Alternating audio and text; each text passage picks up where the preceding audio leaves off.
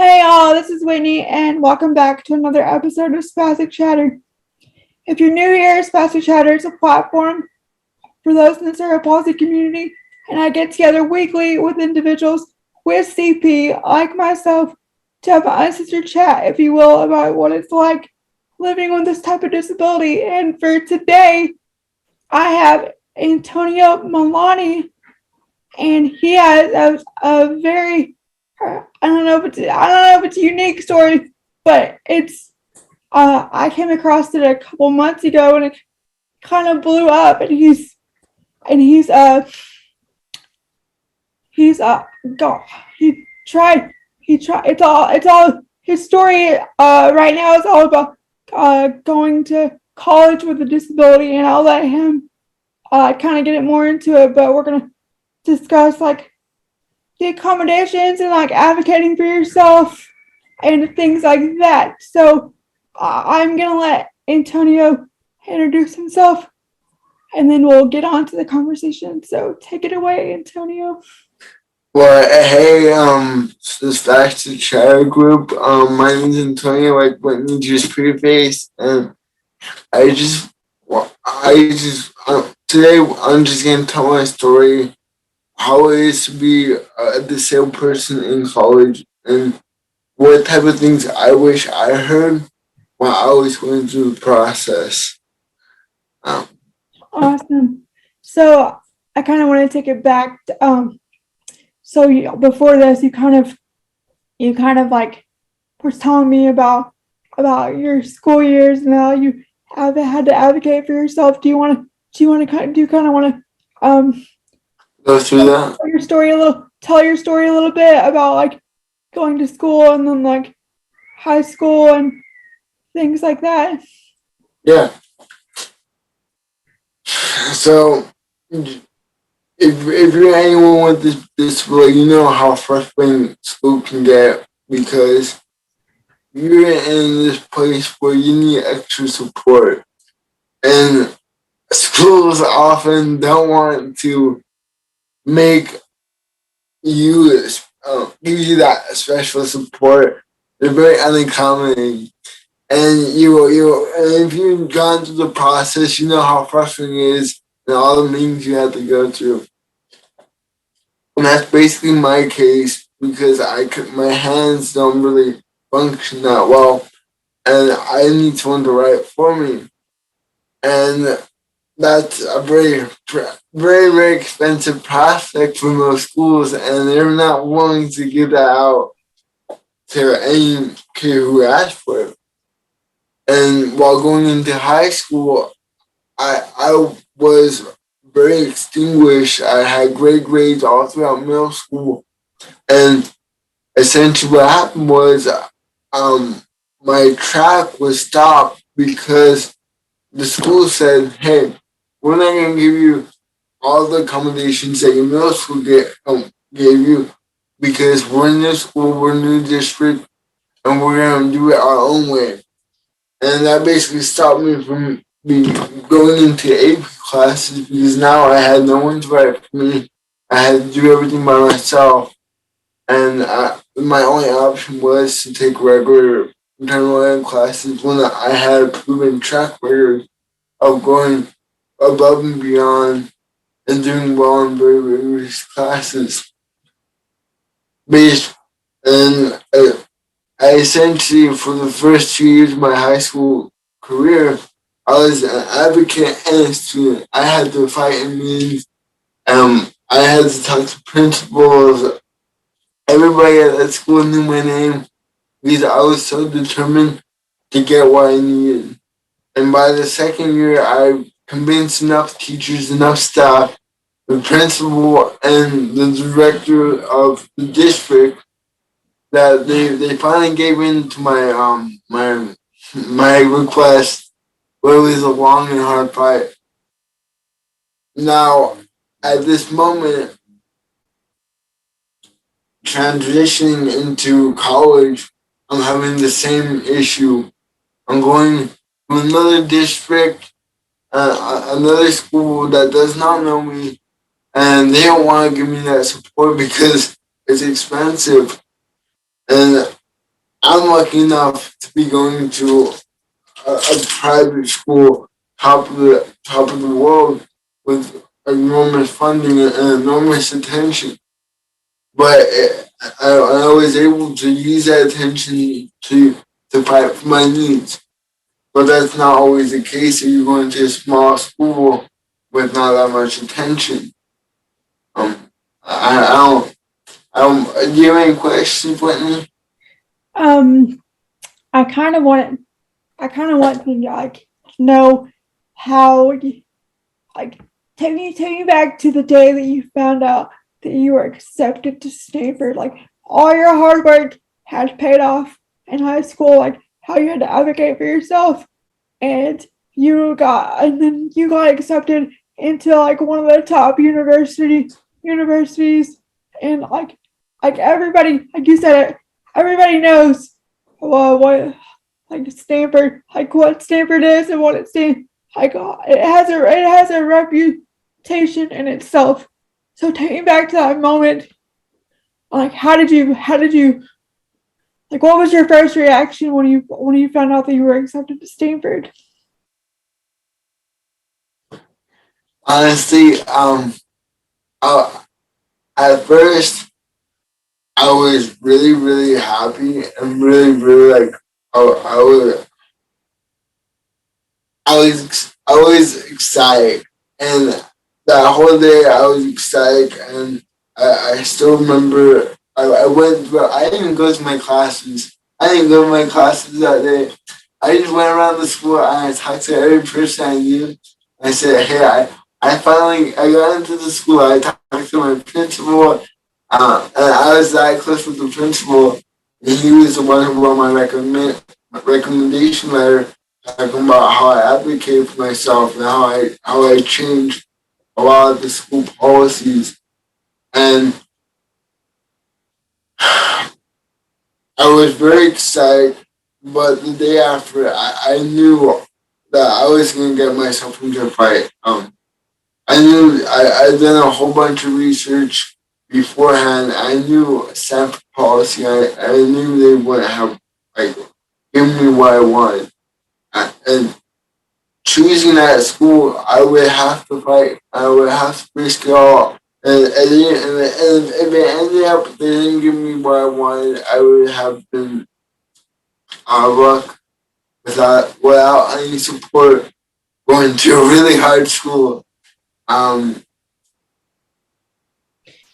curious, like you said in high school, you kind of developed a support system because everybody knew your name and like everybody like you kind of proved yourself to them. Have you developed that support system like outside of high school, like getting the like as you're fighting for your access needs in Stanford? Have you developed that support, like kind of a support system? Are you still like in that process? What does that look like?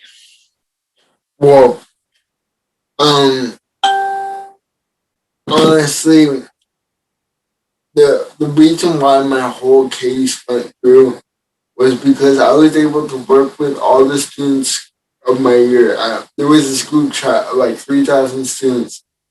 On that group chat, we all work together. It's like create posts, to send links, to send emails to whoever we need to send to. And it was just the support I got from the student body. That's what made the difference, and that's what helped me get my accommodation. That's awesome. That's kind of how I found you because I think I saw your petition on like change.org or something. So it's awesome that like the power of community is that big and that it helps you. You might have not accomplished your goal right now, but you got you like you it got your story seen, and like it's one step closer, if that makes sense. No, like, you're completely right. And I just feel lucky. However, that's not the case everywhere. I'm just a lucky, unique story. Yeah. If you look at the statistics, most heavily disabled people only graduate 37%. And in this country, if we want to make people with disabilities more incorporated, they have to go into higher education so they can become independent and have more of a voice.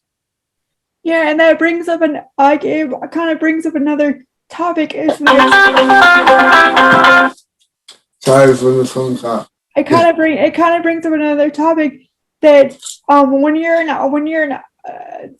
high school and stuff, like your typical situation, like yours is a little different. It's like you have like your parents there advocating for you and things like that. Like that's what most students fall back on. But when you get into college, it's a different story. Like you don't have your parents there advocating for you. You have to like that. Their services aren't given to you like they are like they should be in like high school and things like that. You have to go out and advocate for them. So like I think you're a perfect example of you're not gonna get where you want to be or the services that you need if you just sit there and be quiet. It takes it takes some perseverance and some like determination to get where you want to be when it comes to higher ed. So can you do you have any advice for those who want to go to college but are kind of scared to like take that leap? Because I know that your story has some like cautionary tales to it, but to be honest, college was like the best time of my life. So I'm curious if you have any advice for others who want to pursue higher education. Yeah. I think you summed it up. To answer your question, first, I want to say going to higher education, there's a difficulty when trying to see what college will give you accommodation, because they don't have to tell you what accommodations they will or will not provide until you get accepted. So essentially, you're playing random chance, playing the roulette, hoping the college you choose will give you that accommodation. And unless you just call them every day and like force them to like tell you what and what they won't give you, they will not hand out until you're a student enrolled. And that's kind of a scare tactic. That's a scare tactic. Like, imagine you're in a wheelchair and you need a residency big enough for your caretaker and yourself, and you don't know if you're gonna receive that accommodation. You don't know if the school's gonna provide that. What if they take a year to provide that? And now you're in this scenario where, do you make that big choice? Do you make that choice to go to, let's say, across the country by yourself with a disability, or do you stay in your hometown and pick a school that's a little bit safer and closer to your family? And one thing I have been trying to fight, and what my goal is, to make laws more accommodating and more open to people with disabilities in college, because there's obviously a huge deficit of 37% of disabled people are not passing through college. There's something wrong there. And I really believe that the only way more disabled people will get represented if they become independent and go into the workforce and start living their lives. And that will only happen if they start graduating college. From what I've seen, right now, private universities are the worst when it comes to accommodations. You're more likely to get accommodations to like community college and the public schools other than a big private university because those schools are so hard to get into. And when it comes to having the same person, they they have a lot more money. If they get sued, it's not a big deal for them, and they'll make you fight for it. Whereas a community college, they rely on their government more, and usually more people with disabilities go to community colleges. So if you go to one, you're more likely to get everything you need. So it really is. Do you want to risk it? Try to fight for your advocacy, or go to community college where it probably will be safe for you.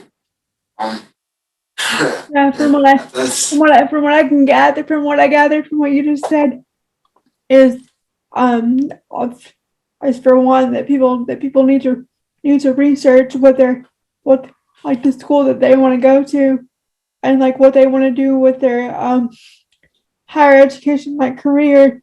And then the other thing that I just want to add is that um like my route that I went as a disabled student is I went to a year of community college first to make sure that I could function in the college environment. And because like you said, community colleges are more, I think the services are more, I don't want to this is just my opinion. The services are more accessible because there's such a broad um uh, population in community colleges. It's not just younger adults, like it's every walk of life basically. So I feel like the services are more accessible in community colleges. So what I did is I got my feet wet first, per se, with going to a community college, and then I developed my advocacy skills and like I knew how to advocate for myself. And then I went to a 4 year, and then I was crazy enough after the 4 year to go on to get my master's. So it's all about how bad do you want it, and then making a plan for your goals, and then like advocating for yourself. Would you say that that's correct? yeah, no, I would completely agree, and it's just like with everything, with everything while having a disability, it just you gotta be more methodical about every decision you take, and I wish it wasn't like that. But that's the current case in the United States. You want to go to college, you really have to think it through and make a plan. Um, I want to give a quick tip about a foreign college because college is definitely a big expense. It's almost maybe $20,000 a year or more, depending on what college you go to. And I just want, and if you're disabled and you need a caretaker and all that, it's even more money. And I think that's one of the most inhibiting issues with going to college and disability. You have to pay tuition, then you have to pay the money to just survive. Um, and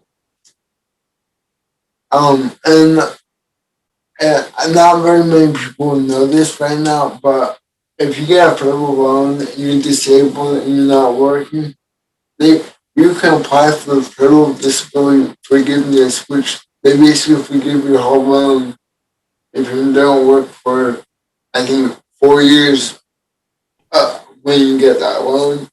Yeah, I was gonna mention that. But there is some like I'm gonna play devil's advocate there. Like there is some downsides to that. Like like for those of you that are watching that are listening that are familiar with what Antonio's talking about, there is a forgiveness. There is a loan forgiveness if you have permanent disability.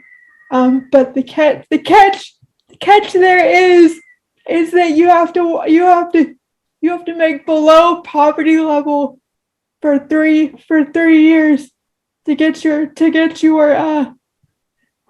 your loans forgiven, and the poverty, like but the good thing is the poverty, it's not just for a single household, it's a double income. But what gets me is they want to send you to get a degree, but then they want you to work below poverty. So it's very hard. It's very hard to find, like, it just adds that pressure that oh, I got this degree and like I want to, like I'm getting in the workforce, and like with my degree I'll get a higher income. But wait, I have to be below poverty for three for 3 years. You know what I mean? Yeah, I completely agree with you. There's a lot of things like you look at like SSI. Yeah, you can't have more than $2,000 to receive SSI. Things of that nature. And you're just like, how are you ever gonna build anything strong enough to support yourself and get forward? And there's limitations on everything. Um, but I will say something interesting that has come up because of COVID. In this recent stimulus bill, they actually waived the 3-year rule. As long as you're making below probably like when you like by the end of the year, they will waive it. They will waive that whole loan for you by the end of that year, which this thing Biden just implemented for all disabled people. I did not realize that. You got the wheels in my head turning now.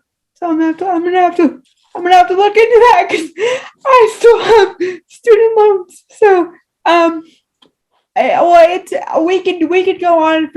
we could go on for hours talking about this subject. But I like to keep my episodes kind of short and sweet and to the point. Antonio, where can people follow you on social media to learn more about you and like keep up with your daily life? Yeah, basically everything I have is under Antonio_Milane. Just my name, and you can find me. Just search for my name in Google, and you'll definitely find something for me.